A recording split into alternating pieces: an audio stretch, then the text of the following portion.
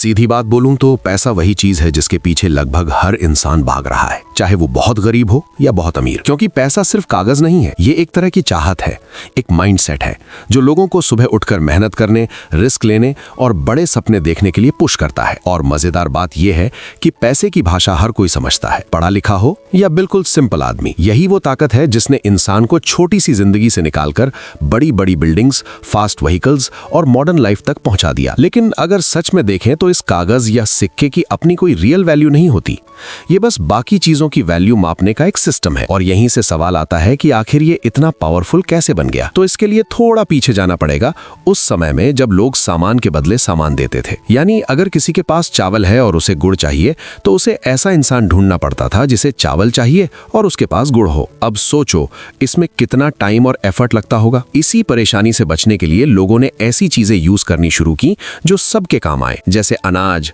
नमक, जानवर वगैरह। लेकिन यहां भी प्रॉब्लम खत्म नहीं हुई, क्योंकि इनकी सही वैल्यू तय करना मुश्किल था और ये खराब भी हो जाती थी। इसलिए लोगों को कुछ ऐसा चाहिए था जो टिकाऊ हो, रेयर हो और सबको एक्सेप्टेबल हो। तभी सोना चांदी के सिक्कों का यूज शुरू हुआ, जिससे ट्रेड सिंपल हो गया। लेकिन हैवी मेटल लेकर घूमना भी सेफ नहीं था, चोरी का डर रहता था। तो लोगों ने अपना सोना सुरक्षित रखने के लिए कुछ भरोसेमंद लोगों के पास जमा करना शुरू किया और बदले में एक रिसिप्ट मिलती थी जिसमें लिखा होता था कि इतना सोना जमा है। धीरे धीरे लोगों ने समझ लिया कि हर बार सोना निकालने की जरूरत नहीं, वही रिसिप्ट देकर भी लेन देन हो सकता है, क्योंकि सबको ट्रस्ट था कि पीछे रियल एसेट है। लेकिन यही गेम बदल गया जब उन लोगों को समझ आया कि बहुत कम लोग सोना वापस लेने आते हैं। अब उन्होंने जितना सोना था उससे ज्यादा रिसीप्ट्स बनानी शुरू कर दी और यहीं से मॉडर्न बैंकिंग सिस्टम की शुरुआत हुई। आज भी जब हम बैंक में पैसा जमा करते हैं तो हमें लगता है कि बैंक वही पैसा संभाल कर रखता है और जरूरत पर दे देगा, लेकिन असल में बैंक उस पैसे का थोड़ा सा हिस्सा रिजर्व रखता है और बाकी लोन के रूप में आगे दे देता है। और इंटरेस्टिंग बात यह है कि जब आप पैसा जमा करते हो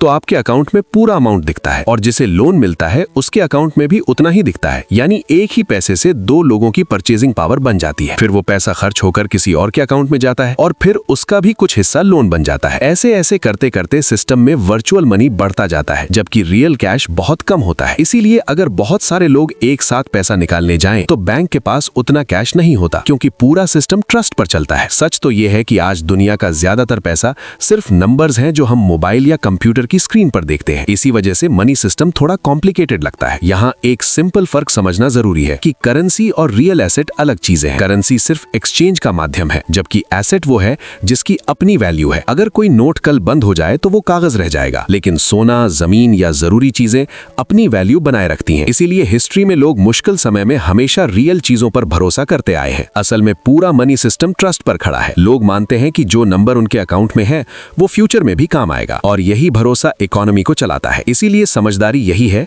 कि पैसे को सिर्फ कमाने की चीज न समझकर उसे समझने की कोशिश की जाए, क्योंकि रूल्स, टैक्स और पॉलिसीज बदलते रहते हैं, लेकिन रियल वैल्यू वही रहती है जो यूजफुल और लिमिटेड हो। आखिर में पैसा ना अच्छा है ना बुरा, ये बस एक टूल है जो लाइफ को ऑर्गेनाइज करने में मदद करता है। इसकी असली ताकत लोगों के भरोसे में है। भरोसा रहे तो कागज भी कीमती है और भरोसा टूट जाए तो पूरा सिस्टम हिल सकता है। इसीलिए पैसे को समझना मतलब उस गेम को समझना जिसमें हम रोज खेल रहे हैं। और जब ये क्लियर हो जाता है तो इंसान सिर्फ पैसा कमाने के बजाय उसे सही जगह यूज और सेफ रखना भी सीख जाता है। और तब समझ आता है कि पैसा सब कुछ नहीं, बल्कि बस एक कहानी है जिस पर पूरी दुनिया ने मिलकर विश्वास कर रखा है।